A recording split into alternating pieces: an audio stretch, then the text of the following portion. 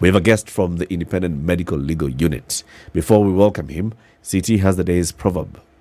Yes, from Ethiopia. A leopard's eye is on the goat. The goat's eye is on the leaf. Focus. Attention.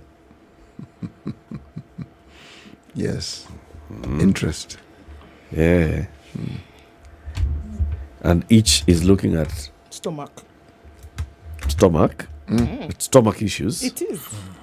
What if we were Unfortunate for the leaf and the goat. You know, the leaf has one benefit. It has many relatives. Yeah. It's never singular. So it will be buried. No, The it will goat, replenish. it's gone. That particular one may be gone, but another will grow in its place. Yeah. Goat, another one will not grow in its place. Can argue the same about the goat. Oh, it has many kids. Literally. True. They will grow. Nothing. That particular goat is in danger. But the family? It's not the point. The point is? The goat. We are 7 billion of us. You die, you're alone, my friend. Leopard? Leopard has no one who's looking. Has no Who's one, nobody's the eye. leopard? Nobody's eyes on the leopard. The zookeeper. The trophy hunter. And the trophy hunter. Okay. Livingstone Nyando is a program officer at the Independent Medical Legal Unit in charge of advocacy and security sector reforms. Good morning, Livingstone. Good morning. Welcome to Kenya's biggest conversation. Welcome to the hot seat. Yeah. You've just seen the chairperson of IPOA. Yeah. Yes. And the work that they've been doing, that's what we're asking her. What have you people been doing when people are being killed left, right, and center? The same question you're asking them as a civil society organization, because they were put in place by the Constitution when we voted for it during the promulgation in 2010. And then we created these independent commissions so that they can assist us. They can do an oversight of the exercise of the police. But now that's the challenge. We still have a lot of extrajudicial killings. And the statistics are worrying. Like the first 3 quarters, from January to end of September, we have recorded 179 cases of police torture. Out of those, 65 have been killed. 65 have been killed. They've lost lives. And these are just not statistics. They are their lives lost. Their husbands, their fathers, their brothers of people, their sisters who've been killed extrajudicially, outside law. And we are finding it very difficult as a country to move on and say all is okay because they've killed us. Like yesterday, the case that happened of the Pakistani journalist, for instance, still very, very raw in our mind. Like after being killed, the police just says it's a mistaken identity, which means they're not even remorseful. It's a mistaken identity because so if they got the right person they could have killed, they could be okay. But that's why do you kill people outside the law? Why don't you arrest them and take them to court? So those are questions we are asking, hard questions we are asking. Because if you allow the police to be the investigator, the prosecutor, the judge, and the executioner, so what's the role of the courts, the office of the DPP, the prison? What are their role? Then it means we need to do away with all other institutions and just allow the police to be. So those are hard questions we are asking. I'm looking at these numbers that you talk about between January and September 2022. Yes, exactly. We're not even talking about years gone by. Yeah, last year was 210. Right. So this is 179, you said? Yeah, 179. So 179. All of these cases are police related? Of course. So we're talking about torture, 65 of them resulting in death, and each and every one of them can be pointed to have some kind of police participation, if I can call it that. Yes, and that's only those that we've recorded, those that have come to us. So that means there are more cases that we're not able to record. There are places that we are not able to reach. So once, so it pains. Like when you see a mother coming to your office and telling you how the son was shot on a cold blood. how a mother comes and says the husband, who is the breadwinner, was killed. How a child cries for the father. Yeah. You know, those are kind of when it reaches there, then it's no longer statistics. It's lives lost. Okay. And we commend the president for disbanding that unit, because he has actually acknowledged that this was a government policy then.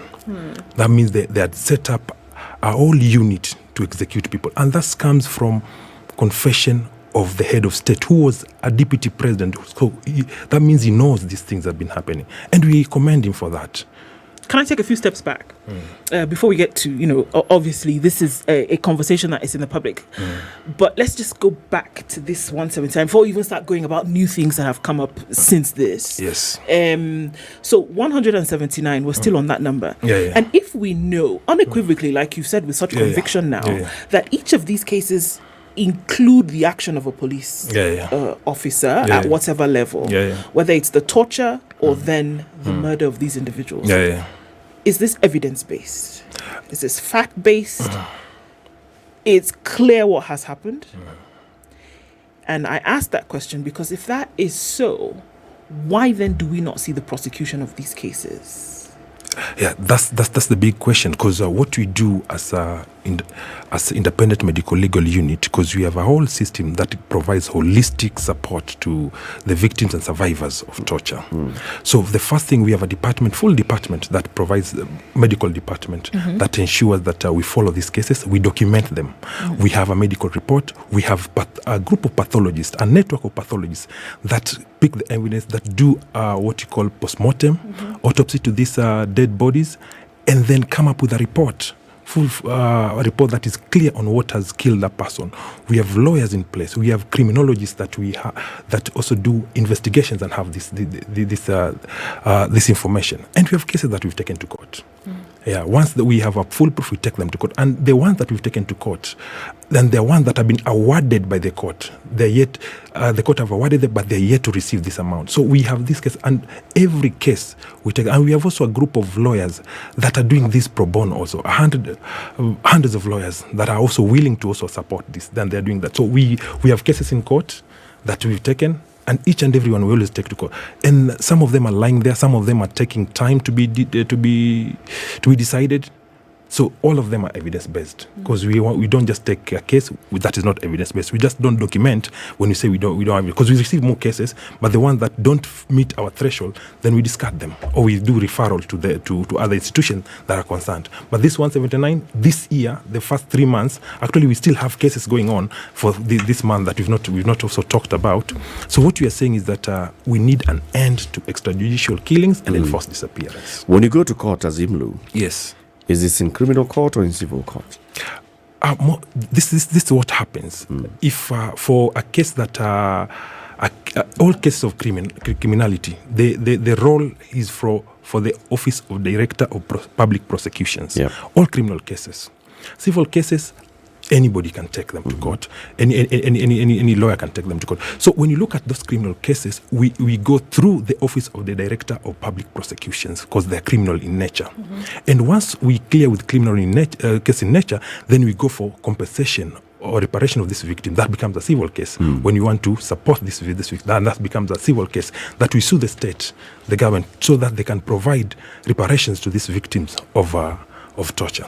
So IMLU receives a complaint. Yeah. IMLU conducts investigations. Yeah.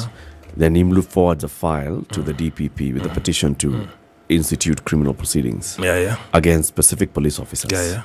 Are there cases where you've gone to the DPP and the DPP tells you I have a similar file from IPOA? That's okay, they do that. And also there are also cases that have been taken by us and by IPOA that the DPP has withdrawn from the court. On what grounds? We have a case that, for instance, we have a case during the corona, when the corona was high in 2000. 2020. 2020. A family in Busia was attacked, the entire family, with a whole lot of a police station, and IPOA had recommended 15 officers to be charged. And then the ODPP in February withdrew that case. In February last year, they withdrew that case. What does that mean? It means that their reason was that we could not surcharge the entire police station. But still, here, a crime was committed. Did you have evidence against it? We did have evidence. That's why it was presented. The DPP presented it. There was evidence that was presented, and then their take was that they could not charge the entire police station, and the case was withdrawn. So we also have cases that are being withdrawn by the Office of the Director of Public Prosecutions. So our idea is that the Office of Public Prosecutions should also up their game. They should also ensure that they just don't withdraw cases. They just don't withdraw cases, because once you do that, justice is not being found. We lose. It demoralizes the people who are collecting this evidence. It kills the morale of the people, and it goes against the law and the constitutionality of the country. Livingstone, the Special Service Unit that was disbanded after the orders from the President was established to replace another one. The special, it was called the Flying Squad, and before that we had the Kwekwe Squad. Squad, and the Special Crimes the Special Crime Unit. So there is always a specialized elite squad within the DCI and within the police service that deals with these special crimes. It's a rapid deployment unit. They are well resourced. They're able to they know that if you're called, you have a job to do and you do it very fast. What's the justification for having these units? I will tell. They're supposed to tell us, because those units that they have. You've engaged the DCI and the police. Yes, this is it. This is it. You know, like the SSU, and we want the SSU to be the last unit that what the president himself calls the killer squads, that is going to be there in the place. So we don't want a reincarnation of these groups or rebranding of this name. That's why you are against what you call they're being re-employed again. Our take as police reforms working group and as a civil society organization that are working towards police reforms, our take is to ensure that the officers are investigated and those found culpable should be prosecuted. But is there no place for specialized units? Specialized to do what? To kill people? Not to kill people, for rapid deployment. Rapid deployment. Where we have SWAT in other places, where we have all these other units in other police the services. We have special forces, the GSU, they can create that. As long as they work within the confines of the Constitution and the law, then we don't have a problem. But when they go out to kill arbitrarily and to kill people outside the law, then that's where we have an issue. They can create as many special units as possible. But as long as they work within the law, the framework of the law, then that's okay. Let me ask you this question. It seems as though this special unit, once they are formed, acquire a life of their own, and they simply just do what they see fit. They choose who to kill or who not to kill. And they, like other police officers who take orders from people, don't they have people who instruct them on what to do? And the reason that we've been calling for independence of the police, you know, for many years, ever since when we developed this constitution, we had envisioned an independent police unit away from the political interference. And that's why we gave the IG independence of the command.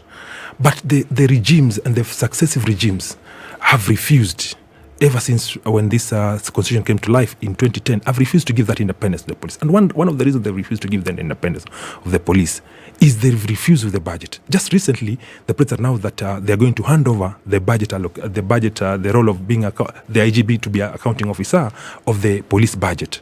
But for many years, the budget was being run from the Ministry of Interior. So the CS in the Interior Ministry, then Kibicho, or currently still Kibicho, who was the accounting officer. PS. So the PS of the Ministry of Interior. So that means if the IG wants even a cup of tea in his office, or wants he has to go to the ministry, to the PS and request and do like what you call an imprest for them to get this amount. So he didn't have this authority to incur expenses. So that was one thing. And then they were not given, and then the political, what you call regime police, the political arm of the government always wants to have the police as their tool to, I don't know, to harass and cause mayhem and to prove that they are in power, in authority. And that's has always been the case. But what you are saying, if we follow the Constitution and ensure that this office is independent, then it's easy to hold the IG accountable.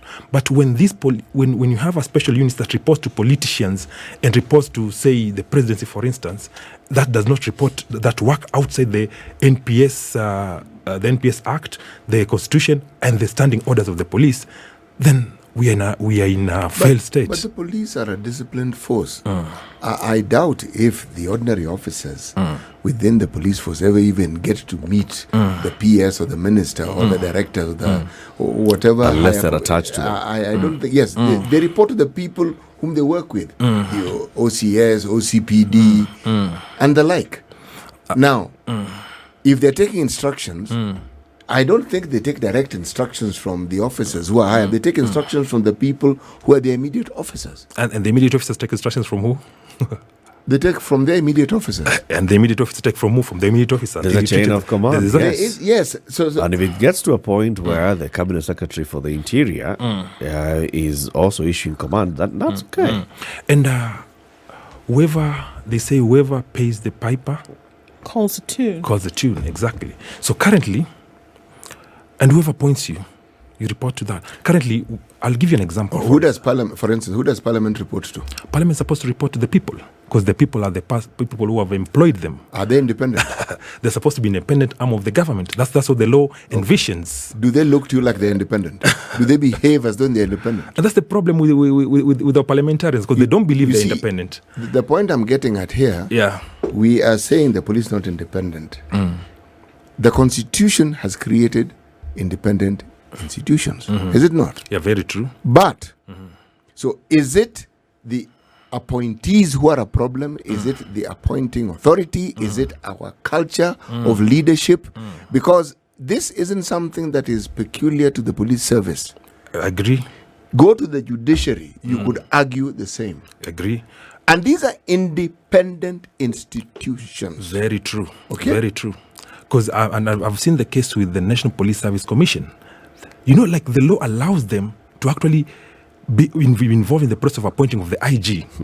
Article 246 sub-article 3 requires that any appointment, recruitment of a police service, a promotion, transfer, it's supposed to originate from the National Police Service Commission.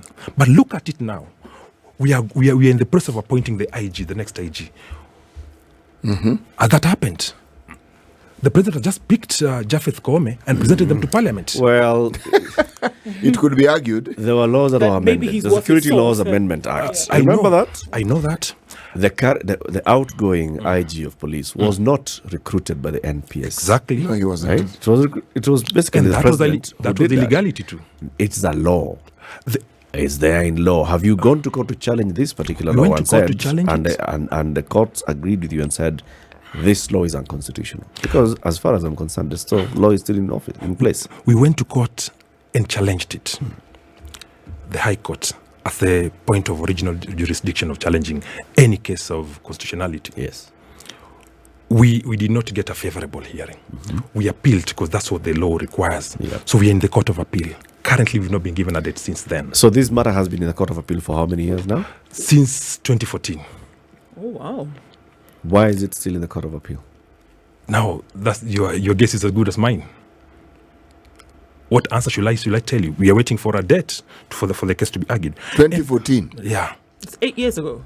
You can, because that's when they brought what we call the Security Amendment Laws. Yeah, the Security Laws Amendment Act was actually taken to Parliament. What you are saying is it that amended these things exactly, so the president can appoint. Can I tell you something? Inspector General. Can I tell you something? The Constitution is the supreme law for land. That's true. And any act, any law has to confine the Constitution. Any law that contradicts the Constitution becomes null and void to the extent of that inconsistency. You're saying this act contradicts the Constitution?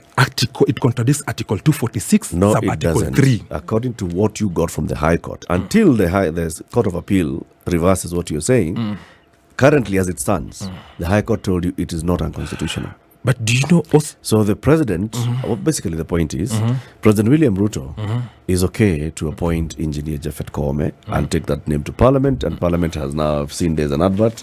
The Parliament has announced that they want to vet the man, and he'll be vetted. There's an ad in have you read Article 246 of the Constitution, sub-article 3? What does it say? I have. It talks about independence. What does it say? Talks about the job of the National Police Service Commission. I haven't read it, so please tell me.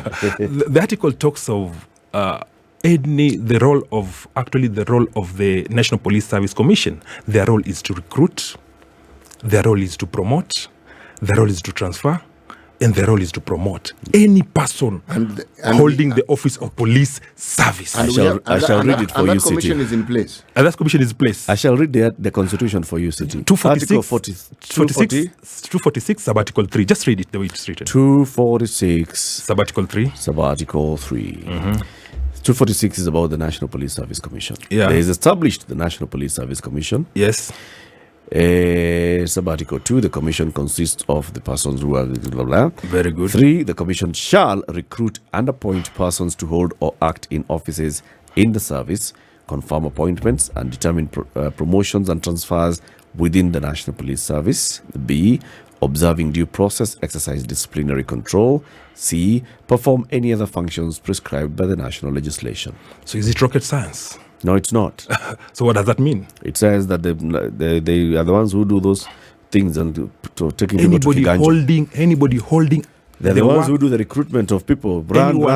You're recruiting anyone the police. holding that position. Anyone holding a position in police service. If you want to transfer them, if you want to promote them, if you want to recruit them, then that's the role of the National Police Service as per the Constitution. So and do you first agree that the Constitution is the supreme law of the land? The police service must but there's no debate be responsible for recruiting. Yes, it is. So any law that goes against this article becomes null and void to the extent of inconsistency. You see, this is where my sister do here want to say something. Sorry. Let her say what she wants to say, then I will say what I wish to say. No, I think if we're bouncing off the basic here, what we are saying is that according to the law, any recruitment that is done of the police service, it doesn't matter at what level, ought to be done by the police service. And so we are saying that these appointments that we are seeing, according to you, are against the law. Not according to me, according to Article 246. Right. According to the Constitution, are against the law. It's not me. It's not me. People voted for this Constitution. And Livingstone. 65% of the... I would have agreed with you. In fact, I personally, I feel that way. Yes, right? Yes. The way David, the first IG? The first IG was Kimayo. Yeah, David Kimayo was appointed was through this process. Exactly. Okay? That was the only legally, constitutionally appointed to me, IG. That is the way. Yes. Then Westgate happened. Then this whole issue of independence came up. And then because people were asking the president, now this is a person that you've given us as a boss, surely. What kind of... And the president had felt that he had no levers. They took all these things, an omnibus of laws to amend things, and they called it the Security Laws Amendment Bill. It went, and they amended all these things. You and others went to court. Yeah. To the High Court. Yeah. The Constitutional Division of the High Court. Yes. The Constitutional Division of the High Court. That's the original jurisdiction said, where you take the cases of the Constitutional Division of the High Court said that it is not unconstitutional. There were eight sections that were struck off. But this particular case of recruitment was declared not unconstitutional. Yes, true. I am a law by the High Court. I am a law-abiding citizen. If the constitutional court, a competent court, has said it is not unconstitutional, I cannot have an argument whether it's constitutional or not. It's done. If it's the Supreme Court, you don't have an argument because that's the highest. As matters stand, until that is overturned, as matters stand, the president is acting according to the law. I'm not using the word constitution. The president is acting lawfully. Until Livingstone will tell you that the supreme law is the Constitution. But the Constitutional Court, which is mandated to interpret the Constitution on our behalf. Has the court been wrong before? They have, of course. Has cases been overturned before? Of course they have. But until they're overturned, they stand. Abiding by the law has very little to do with how we feel and how happy we are. Yes. It's just acknowledging that the individual or the individuals who are there determined it thus. Now, until we have a different ruling, yes, true. Unfortunately, that is the situation as it is. Yes. So, we're looking at Article 246. Do you believe that it says it's okay? So it's fine. If I was to look for Article 246, where would I find it? It comes after 245. It's not 247. The way the law is implemented, you cannot pick one article and run with it. They complement each other. Let's take a break. So breathe. 27 minutes to 10. This is the Situation Room. Livingstone Nyando is a program officer at the Independent Medical Legal Unit. He's in charge of advocacy and security sector reforms. We are talking about the police service, the disbandment of the Special Service Unit of the DCI. And maybe we are going to see another one being established very soon by, what's his name, Mohammed? Abdel Nur. The new DCI. The new DCI. Yes. Mohammed Amin Ibrahim. Yes. Let's take a break at that point. This is the Situation Room, the only way to start your day. Livingstone, IMLU, IPOA, LSK, and others are calling for a commission of inquiry. Into what? Commission of inquiry onto all these atrocities, extrajudicial killings, this formation of these groups that have been there, these killer squads, so that we can able to discuss and know why they exist in the first place. We want even the members of those SSUs and those units, that formations, to come in and tell us who appointed them and why were they doing this. And even the appointers also should also come out and say, why do they need these special squads to be there in the first place? What kind of objectives do they serve to be there? We want the mothers of the victims, the fathers, the daughters, the children of those victims to come in and speak about the death of their loved ones. We want all those that were tortured, the survivors, to come and speak.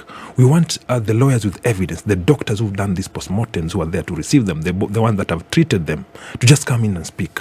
We want the entire nation to speak, and so that everything might come out. This will act as a deterrent, we believe, from these cases. They will give recommendations on how to go about it. We want to see where we failed as a country, which kind of institutions are not functioning to warrant issues of extrajudicial killings and enforced disappearances.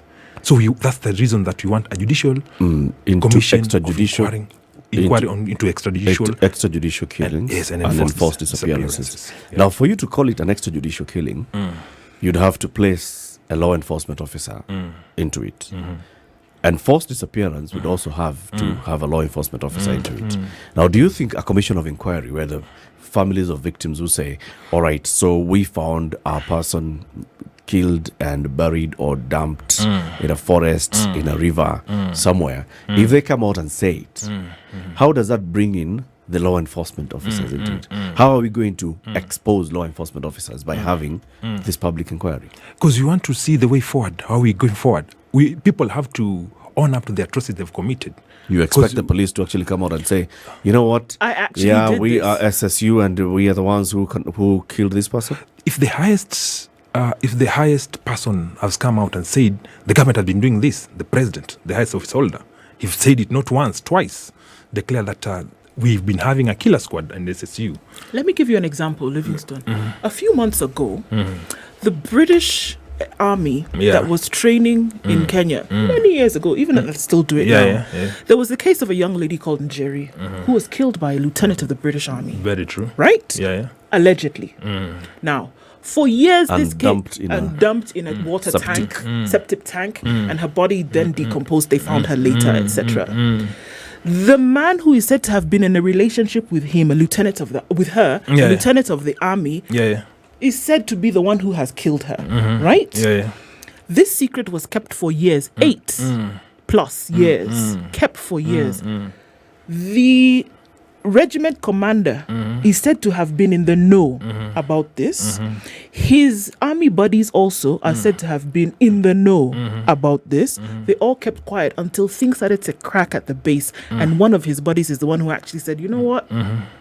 There's a possibility that this fella actually did this thing. And then it started to, the conversation started to open up. Do you know that till today, the regiment officer in command still refuses to admit that something happened untoward that ended up in the murder of this girl? And this is supposedly from a society that is said to be open and transparent. Do you really believe that if you put an officer of the disciplined forces on an inquiry into themselves, that they will be open about what is happening? You know, I tell people, and I tell the officers, the one that I meet, that evidence is stubborn, that you can never hide, that it will come out, and evidence speaks for itself. You can hide for many years, you can do it, but eventually it comes out. So what we believe is that, some people are convicted not by accepting, they're convicted based on the evidence. Because you might still refuse that you did not do it, but if the evidence points to you, then you get convicted. That's why we want this commission, so that people can adduce this evidence, people can feel free, so that we don't have the rigorous of the court's law of laws. Because we've had convictions in the normal court of laws. We know the killers of Willie Kimani were convicted. But still, the extrajudicial killings have never stopped. So our proposal, let's give it this one more time. Now that we have a window of opportunity and political goodwill from the president, let's give it time so that we see this judicial commission of inquiry as a tool that will assist us to end once and for all cases of extrajudicial killings, so that we don't have anybody crying, so that each and every suspect has his day in court, because that's what we want, because there is due court of law. If you feel this person has committed atrocity, have committed a crime, then you have all the tools.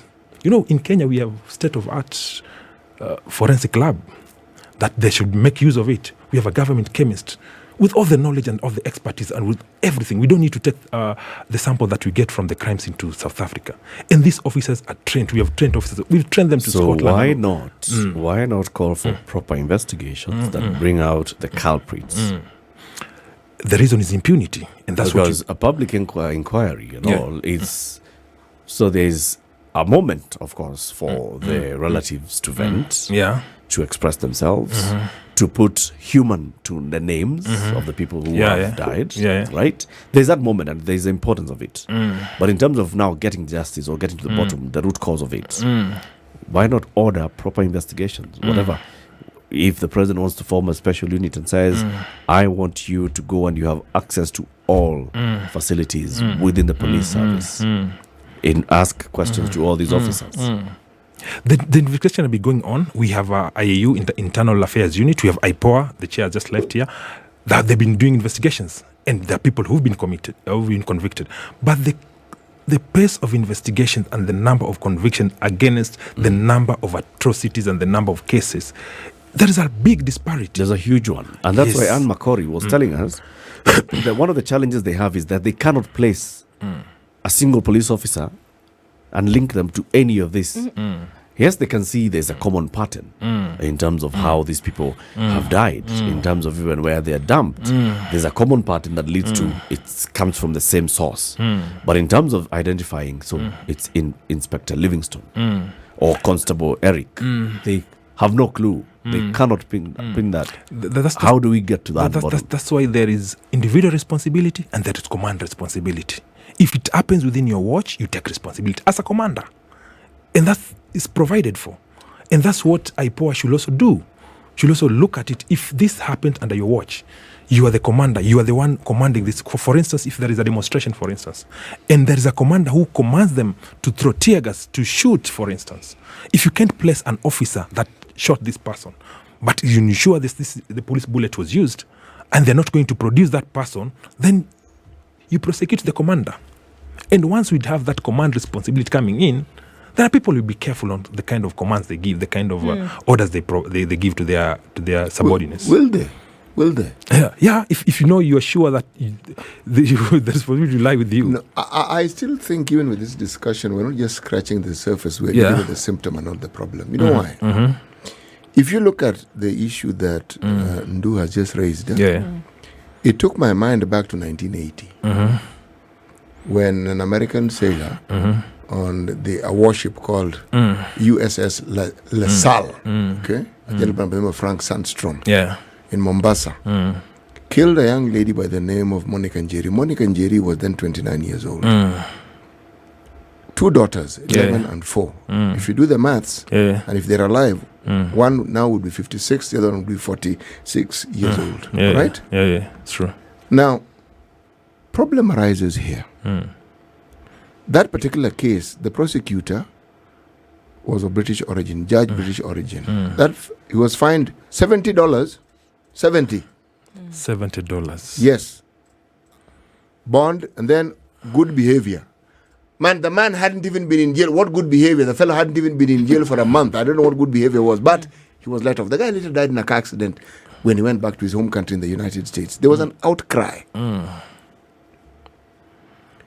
What is it about the law and the way it is practiced so that the people it seems to harm the most are the most vulnerable, the people whom it's supposed to protect?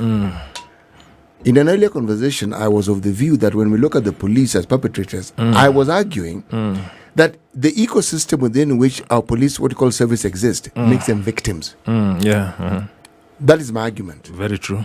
Because we keep saying they did this, and that I asked you, do they wake up and make these decisions and command themselves, or are they given instructions? Are there expectations by others for them? Why don't we ask the question? And I'm asking the question, since I'm asking the question, those in authority who seem to deem it necessary for these units to be formed, in the absence of them deeming it necessary, the units would never be formed. In the absence of instructions being given, what we're seeing would never. Thus, the beginning of people being killed, it wouldn't start. Now, if they say they get out of control and then it's wild, it started somewhere. And I'm going at the very beginning.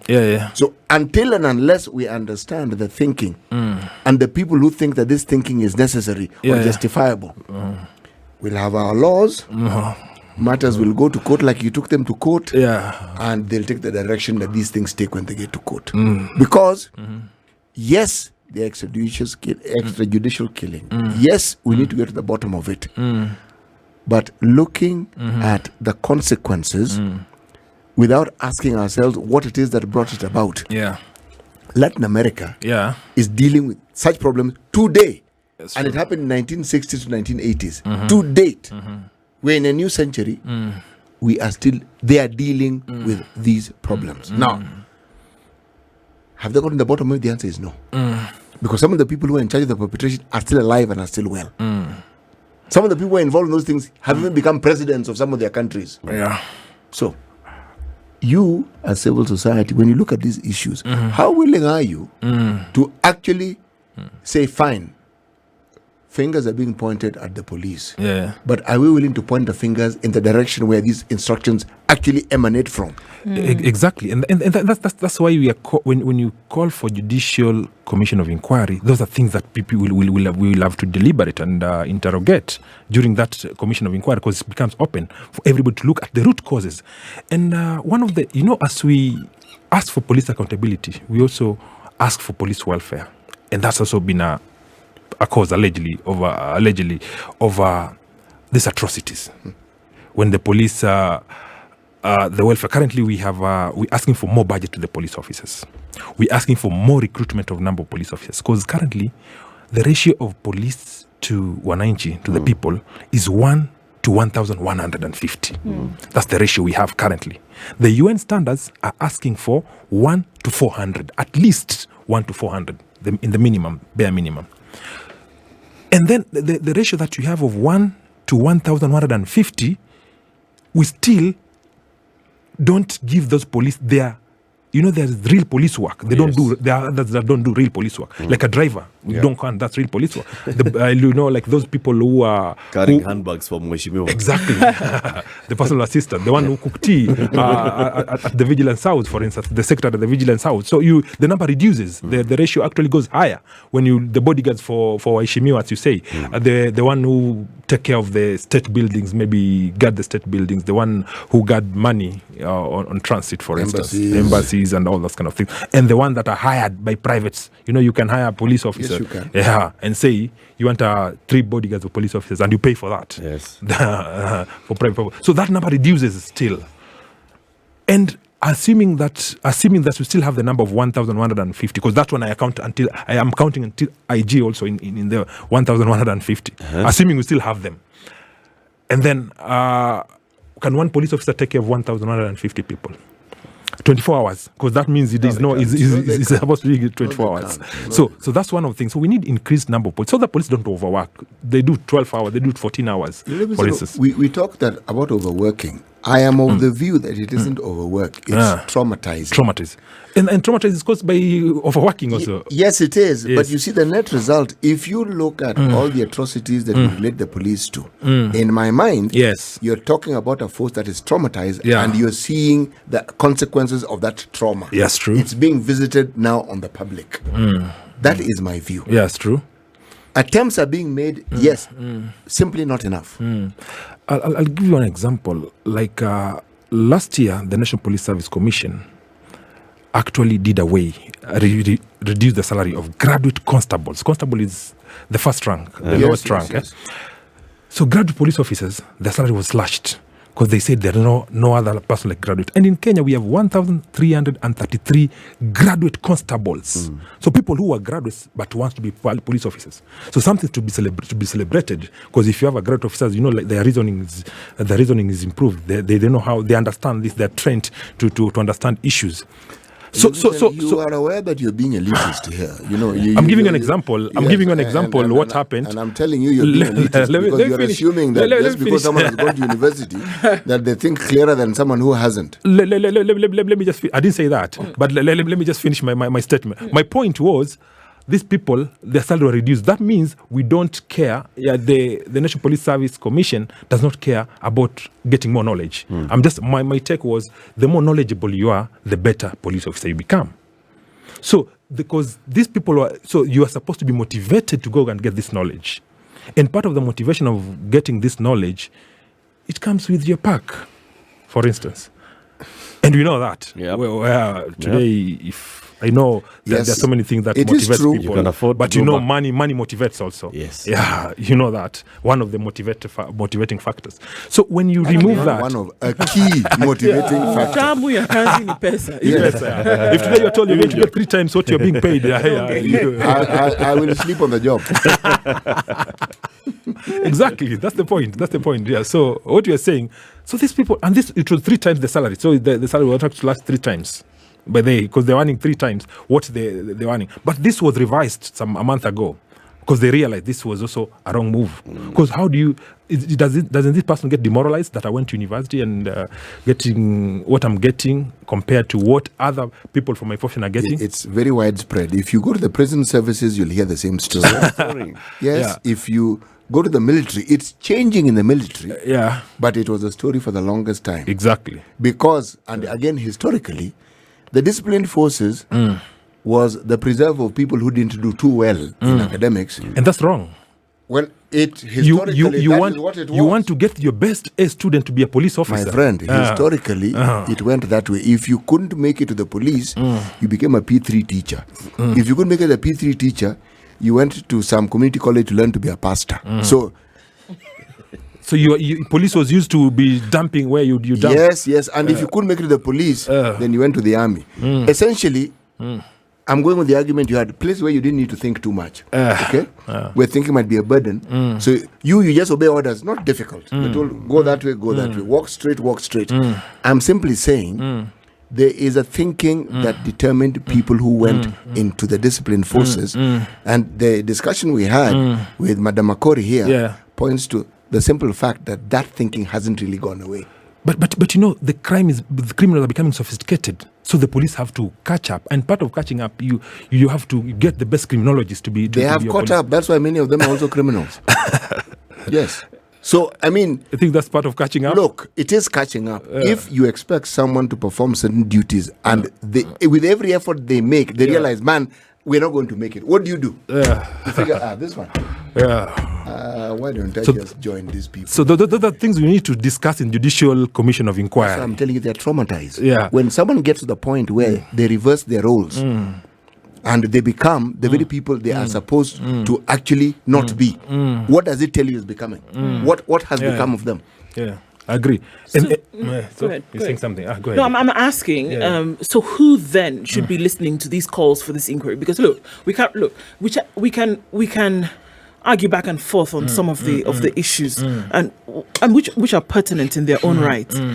But then the truth of the matter is that 170 people died. Right? Yes, true, very true. Those are names of people. Died or were disappeared, rather. Yes. Right? Yes.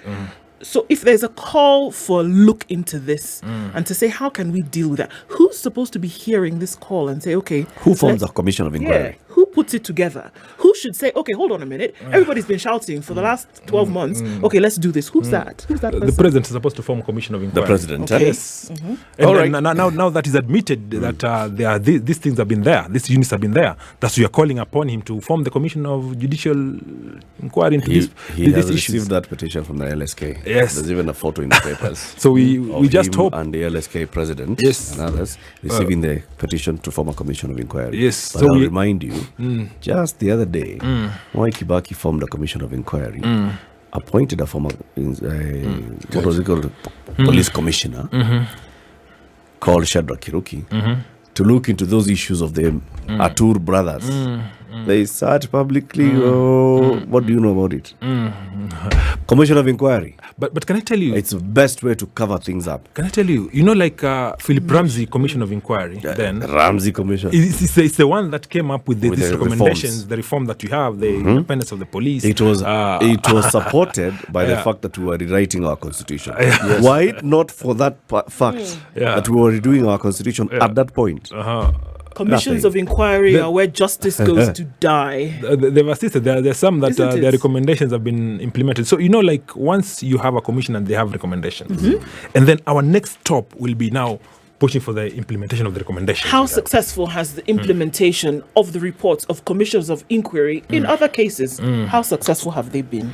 They've been, like, I'm giving you an example of Philip Waki and Philip Ramsey's commission. That's led to our constitutionality. It gave a lot of inputs. Waki Commission did a lot of work. Yeah. My friend, we have not found justice for 2007 to post-election violence. victims. Not justice. Not at your people went to the Hague. No justice. But don't you know that was a deterrent to successive elections? Currently, we're improving compared to the last elections we have. Well. Yeah, we've never gone back to 2007, have we? You know, we need to actually invite you again so that we can actually look at these matters. Livingstone, thank you for coming. Well, thank you very much. Livingstone for having Nyando me. is from the Independent Medical Legal Unit. We've been talking about police, and now, yes, what IMLU is calling for, a commission of inquiry into extrajudicial killings and enforced disappearances.